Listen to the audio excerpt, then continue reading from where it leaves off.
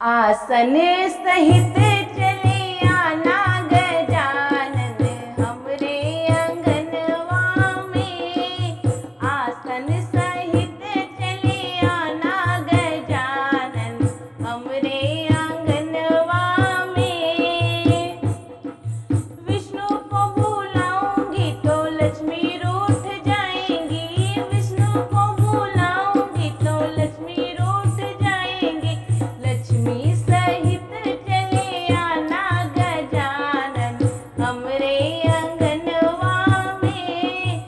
लक्ष्मी सहित चले आना गजानन हमरे अंगनवा में।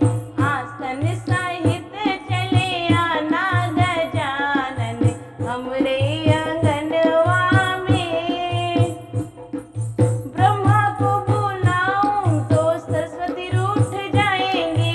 ब्रह्मा को बुलाऊंगी तो सरस्वती रूठ जाएंगी। सरस्वती समेत चले आना गजानन हमरे अंगनवा में। सरस्वती सहित चले आना गजानन हमरे अंगनवा में। आसन सहित चले आना गजानन हमरे अंगनवा में। कृष्ण को बुलाऊं तो राधा रूठ जाएंगे। कृष्ण को बुलाऊं तो राधा रूठ जाएगी। राधा सहित चले आना गजानन हमरे अंगनवा में। राधा सहित चले आना गजानन हमरे अंगनवा में।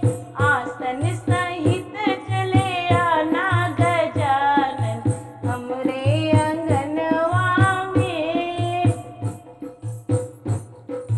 रामा को बुलाऊंगी तो सीता रूठ जाएंगी।